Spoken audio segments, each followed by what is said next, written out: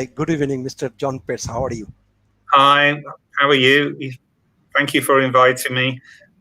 Okay. Yeah, it's a pleasure, real pleasure. We had last time around this time last year in September, we talked once to you, and it is my great pleasure to again see you here in our program, Golf Bangladesh. So today, as you know, we'll discuss on how to improve mental game in golf. So in that line, I'll start by asking you that I know you are a leading mental skill professional, especially you are a psychologist for more than 20 years. You work with European Tour, top European players like Darren Clarke, then McDowell, like Thomas Bjorn, the Bjorn. So all these McDowell, all these senior players you worked of European PGA. So first of all, I'd like to hear again your experience working in European professional tour with senior professional players like those. Yeah, I mean, they're multi-talented, so you don't really have to, give them skills to develop their game. It's more about, it's quite interesting. Most of the time with the top players, they've already got the skills and they've got good mental skills, but they just don't know how to use them. It's a bit like they know the notes of a piano, but they just don't know how to pull it together. So what I do is tend to focus on, how they actually, I profile them on how they actually perform when they're performing the best.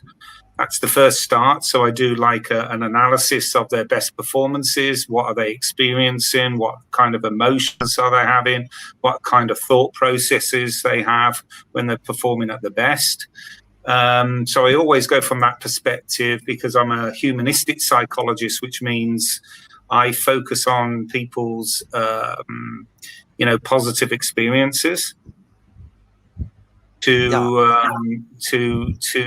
elevate and enhance performance. So I don't focus on things like stress or anxiety much because I feel they're not really necessary. If you get people into positive emotions destroy negative ones.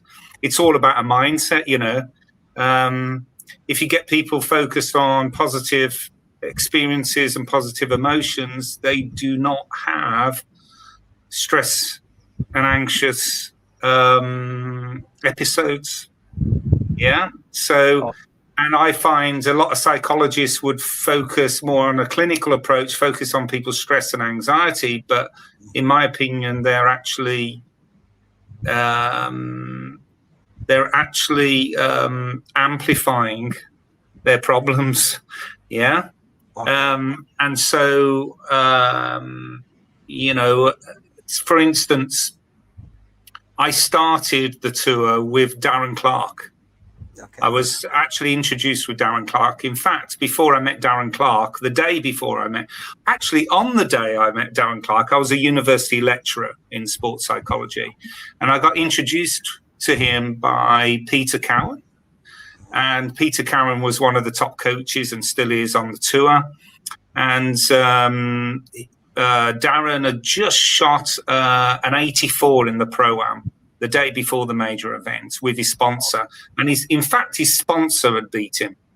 So he was obviously not in a good place.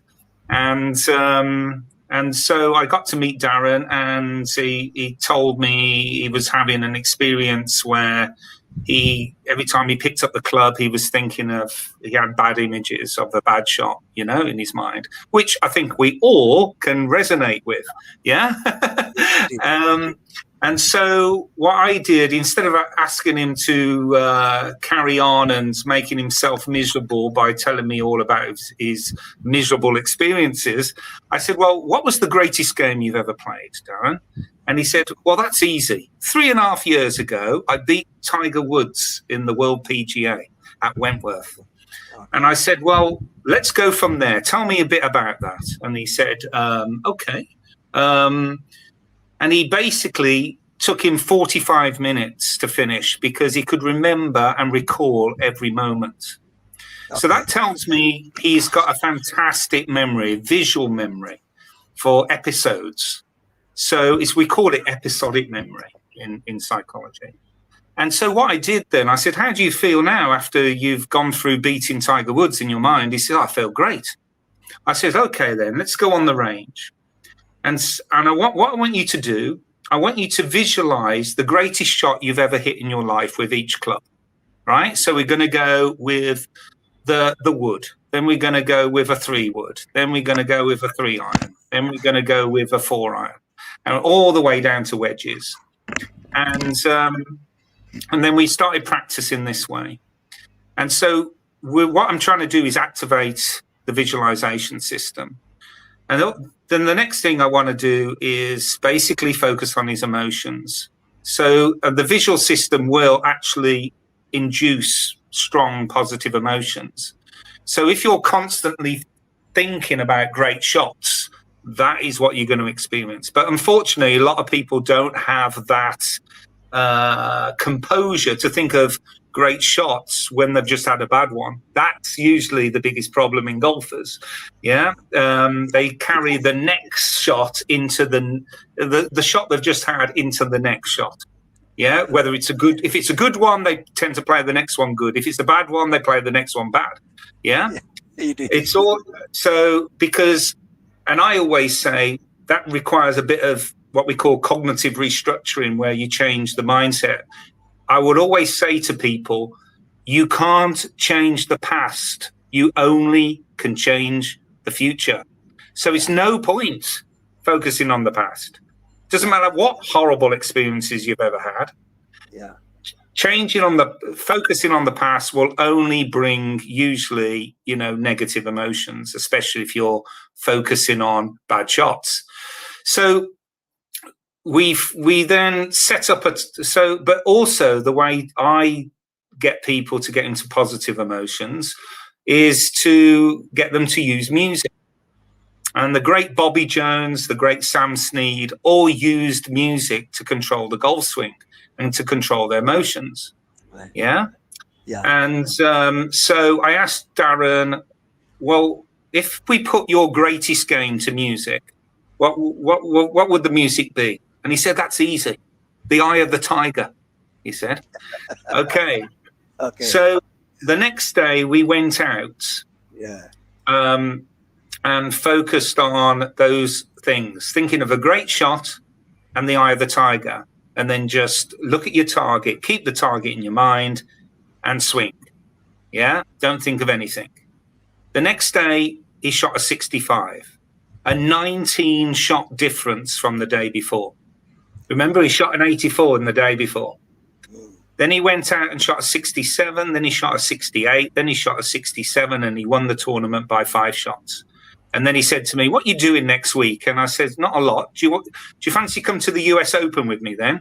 And I said, okay, that's a good idea. And then I left my job as a lecturer and went on tour for 10 years. And that's how I started. I didn't start in youth sport. I didn't start in, building my profile up. I just went from nothing to something in 1 week. I was a university lecturer 1 week, and I was suddenly on the tour the next week. And and that was my experience. I went to the US Open. I woke up in the morning, went down for breakfast, and 2 people came to me and says, oh, we've got nowhere to sit. Do you mind if we sit with you? And I said, I don't mind Monica Seles and Sergio Garcia. So it was one of those really weird experiences. I was suddenly like a nobody, suddenly talking to some of the greatest athletes on the planet. And so that's how I started. It was quite an incredible experience, an amazing transformation of work. Mr. John, that's how it went. I'll come back to you again to listen to your words again. Just I want to add some points from our side. We, as a normal club golfers, amateur golfers, we know people like Sir Jack Nicklaus. He told that 90% of golf is mental and 10% is skill. What is your opinion? Is it really a mental game? What do you think? And you already spoke. Yeah. I think once you get a high level, a skill level, You know, once you get your skills, when you can, you know, you can control the ball, you can hit very consistent shots, then it becomes a mental game. Who wants to win? They're all good.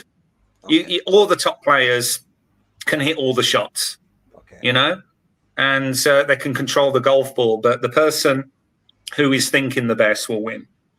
And Jack Nicklaus is a great example because he would never hit a golf shot without a mental routine. A lot of people talk about pre-shot routines, but for them, it's like, a wiggle here or a waggle there, or where's my feet, or where's my, are my shoulders aligned? That is not a pre-shot routine. You know, it has to be something that activates the visual system. And for Nicklaus, he would have 3 movies going. His first movie, he would see the ball leave the golf club and land by the hole.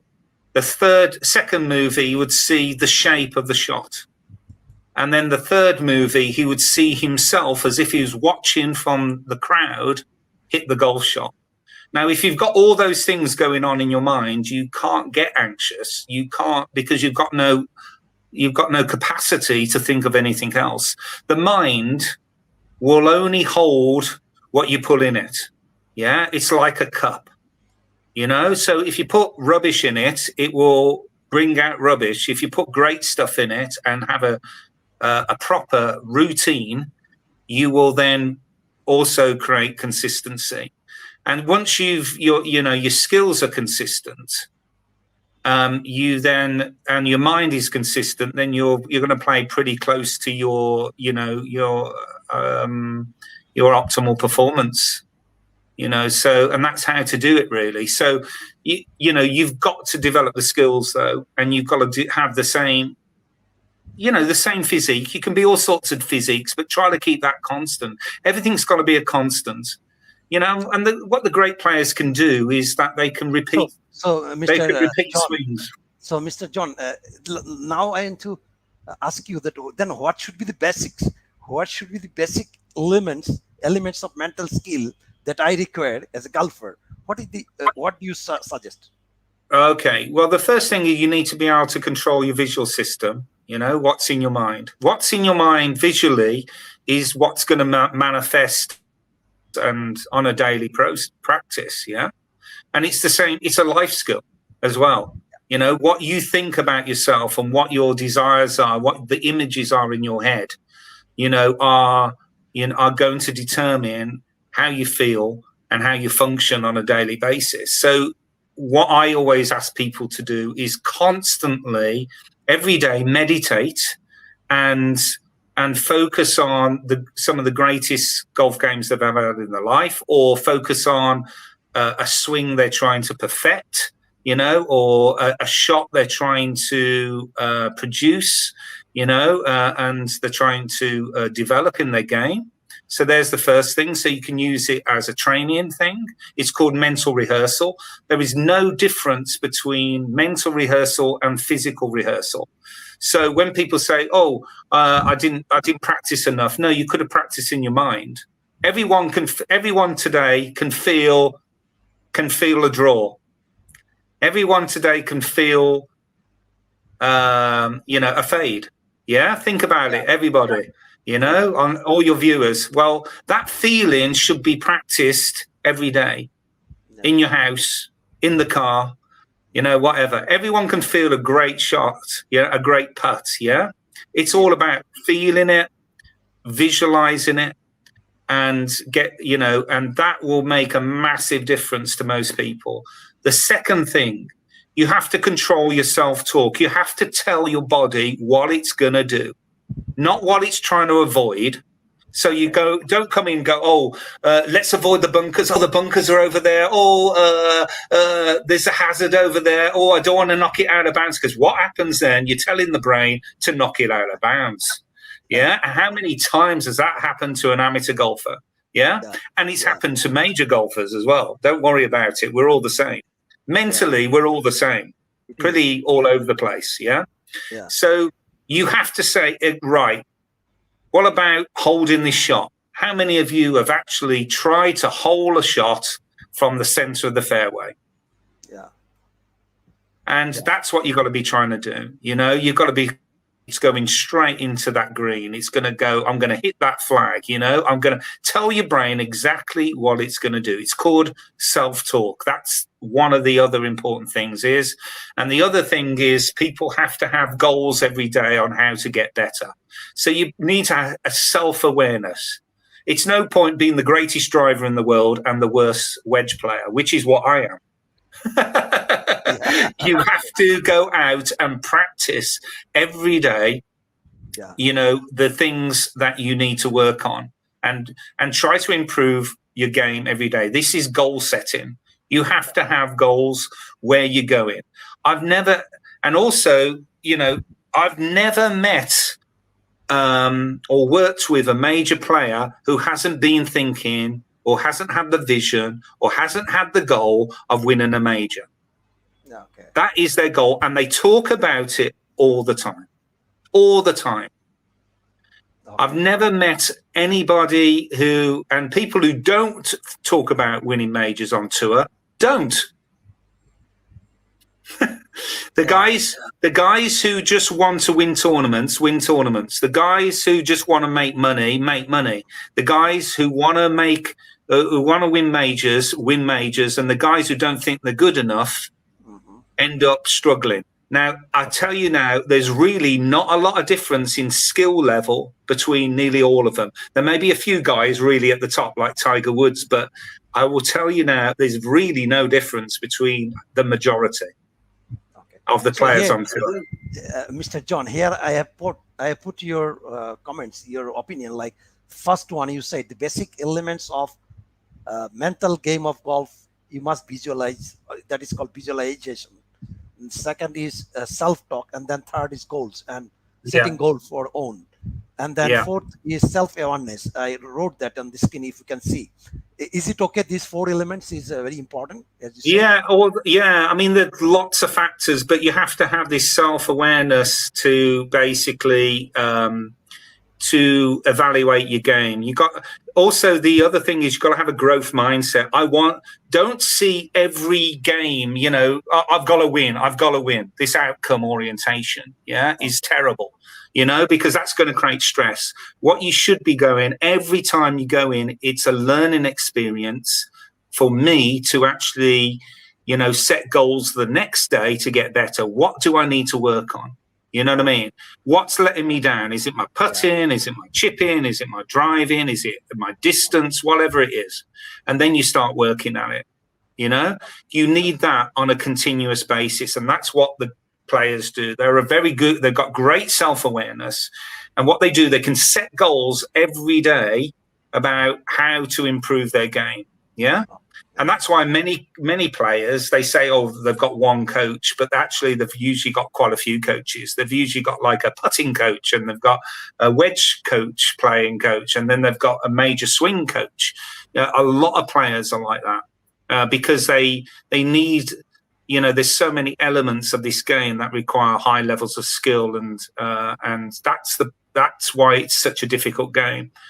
But it's incredibly addictive because it rewards you every now and again.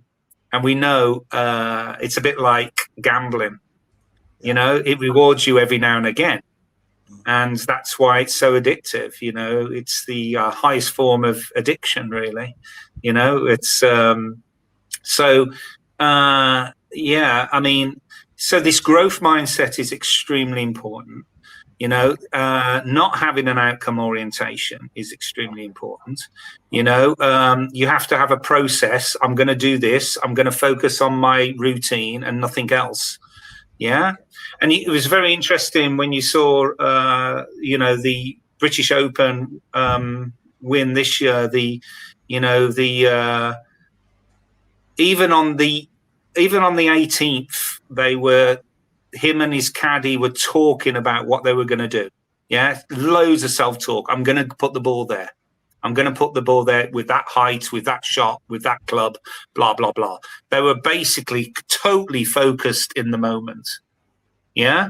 And that's what you've got to do. And that is why I recommend people to learn things like meditation, because it helps you stay in the moment. It stops past, it stops you thinking about future, it keeps you present. And when you're present, you're likely to go into the zone state. The zone state is when, you have no thoughts, everything's automatic, and the magic starts there. You start producing shots that not even you think you can produce. Yeah, it's because you're in the moment, taking on Mr. that John, challenge. can I bring you here again? These 7-8 points I've written for you. The first one is visualization, as you said. Second one is self-talk. Third one is goal. And again, I have written in number 6, review your goal every round, every day. Is there any difference between this goal for whole round, whole tournaments, and again every day? It's got to be different every day based on how do I get better every day? Okay. That's the question. Okay. How do I get better? And you have to develop and follow a routine. Yeah. Every day. Yeah, and you build up your rituals every day. It's the quality of your game is based on the quality of your rituals, your daily rituals and your rituals on the golf course. Yeah. And that's why Nicklaus is so good, because he had a routine on every shot. Even when he was practicing, he was using his 3-movie routine, which helps him stay in the moment, which helps him. And everyone's goal should be trying to get into flow, where you're actually not thinking. Okay. Yeah. It is. Too much thinking is going to create problems. You've got to think of golf like throwing a ball. If you were throwing a ball at a target, you would not be thinking about it. You just throw. Unfortunately, people get focus so much on technique that they stop that automaticity. They don't allow their minds to just do it, and go with intuition. They allow their minds, they try to consciously control the swing. Oh, the swing's got to be here, the club face has got to be here, and oh my God, my coach told me this, and and this is why I think coaches are sometimes don't teach people the right things in some respects, because they don't teach them how to play the game in competition. I teach people how to play the game in competition, how to make what you're doing on the range automatic on the golf course. Whereas most people go out on the golf course and try to learn their golf swing and wonder why the ball goes all over the place. If you think about it, how on earth no one thinks about, where's my elbow? Where's my feet? What about my hips when you throw a ball? So why do you do it in golf? No wonder you miss the ball, that kind of thing. It has to be automatic. You have to have a feeling for a draw, a feeling for a fade, feeling, good feelings. You groove those in. And then if you can fade the ball, great. If you can draw the ball, great. If you can do that consistently, and that's what you've got to take to the golf course. And you can't be thinking about your swing. You can have a feeling, then go, but you can't be thinking about, where your hips are and all that. That's got to be automatic and left for the golf range. Yeah, it is. Okay, before I come back to you, let me show a little clip again so that we can refresh ourselves and come back to your points that you have been talking about. Can you give me 1 minute's time, Mr. John? Yeah, sure. Yeah. Sure. Okay. Let me show a little clip on Oneness.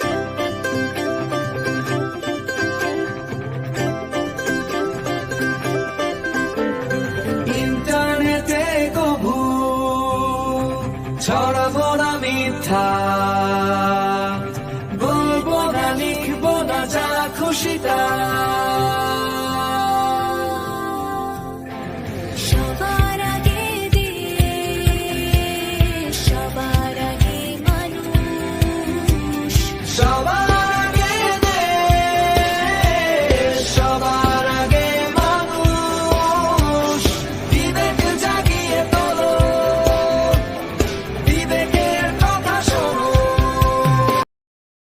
Okay, that was a small clip on awareness, build up of awareness on the use of iTeam. on the use of IT, especially social media, social platform like this one. So, Mr. John, as you know, we are live on a number of channels: YouTube, our Facebook page, our website. At least this three is just straight away live. We are talking on live. So, yeah, can I again review your very important few points that you told us today? For a golfer, is very important. The basic elements of psychology or mental game, mental skill rather, for a golfer, that you talked about: visualization, number 2, self-talk, number 3, self-awareness, number 4, don't become outcome oriented, means you don't think only for the outcome or result of the tournament or of the round, and then review your goal every round, every day, and then develop and follow your routine that you said, the rituals, and then meditate, follow some sort of meditation in the course, outside court, during round, outside round, at the end of round. So are there any more points? These 7 points that I summarized. Your advice for more points, Mr. John? Yeah, I mean, like I said, you've got to have a growth mindset. You've got to kind of think of, I'm going to get better each day. I think that's an important one, growth mindset. You know, a lot of people have a fixed mindset where they don't want to learn anything different, and you know, and they think, oh yeah, I should, you know, I've had 20,000 lessons, I should be good. Well, you know, most lessons and most aren't good, you know, so it's because they haven't had a growth mindset. They haven't had a clear intention of what they're trying to improve, you know. So the growth mindset is extremely important because it, you know, you've got to have, the other thing is you've got to have a vision, a big vision of where you're going to go. And in fact, you're going to improve. I'm going to say something very weird and strange, but you're only going to really improve if you commit to a vision of almost an impossible goal, like I want to be the best in the world, or I want to be, the great players, that is their vision. And that's why they can transcend everybody else.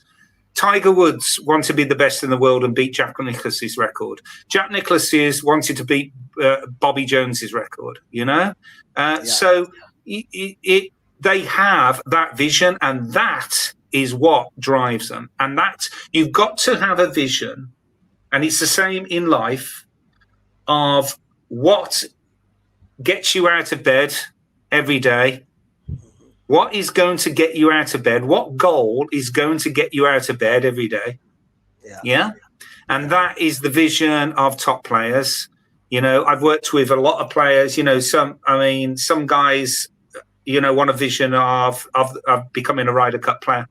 And that's what they drove them all that year, to try to get into the top 10 in Europe to become a Ryder Cup player.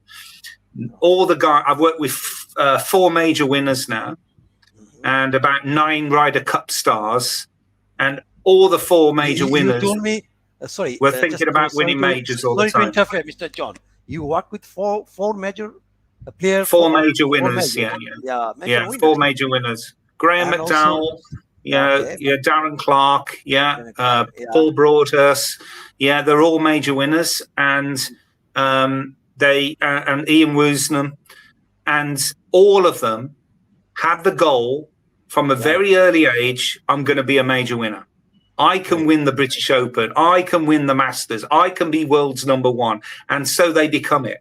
Because what happens is when you set that goal, everything else changes. So if I say to any of your viewers now, okay, right, here we go. Loads of youngsters come to me and say, John, I want to be a great player. Great. I want to get on the tour. And I says, well, that's not a high enough goal. And they tell me, and they say, I say, well, how do you practice? Well, I go to the great golf course at 10 o'clock. I play some golf. I play 9 holes. I do some practice on the range a little bit. Then I go home, you know, about 4 o'clock. All right. And I say, well, okay, here we go. This is Tiger Woods. Tiger Woods gets up at 4 o'clock in the morning. He does an hour of aerobic exercise. Then he does an hour of anaerobic exercise. And then he goes and has a high protein breakfast, because nutrition is extremely important. If you're trying to use your brain, you have to be alert. Yeah. And you have to have energy. Yeah. Then he goes to the range and does an hour and 40 minutes on his swing, 40 minutes chipping and putting. Then he goes out and plays 9 holes of golf. Then he comes in and has another high protein diet as for lunch, goes out and practice for another hour and 40 minutes, and then another 40 minutes on the chipping and putting, then goes out for 9 holes, then comes back in and does another 40 minutes chipping and putting. That is the routine of the world's #1 player. If you're not doing at least that, you've got no chance. True. And a lot of people, that's youngsters. Obviously, some of the older ones amongst us won't be able to do that. We don't have the physical capacity, but that is what you need to get to the world's #1. So we have to work more on the physical capacity, strength and conditioning. Otherwise, we'll never swing the club well because our physical capacity is not there. You've got to be, you've got to work on these things, based on what your needs are as an athlete. If you're overweight, well, you need to start losing it. You know what I mean? You can't swing a golf club if you're too big, and overweight, So you have to have an ideal weight, I feel. It's not like you have to be super thin, because you've got players like Colin Montgomery and Craig Stadler who are great players. And even Nicklaus himself wasn't like, a stick insect, or looked too much like an athlete. But they had an ideal weight that you have to keep to create consistency. So there are all these factors you have to put in, to become great athletes. But mainly, you've got to have a physical capacity to play. And then from there, you can start becoming, you can start developing your skill levels. And this is why most players don't really get to high levels until their late 30s,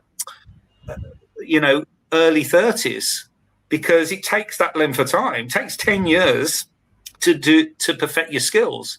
Yeah. I don't know anybody who has not started, who has started the game late. Probably from only one guy I know in history is a guy called Calvin Peete, who started at the age of 26 and ended up on the Ryder Cup team. He was one of the first black players, to be honest, but no one talks about him now. But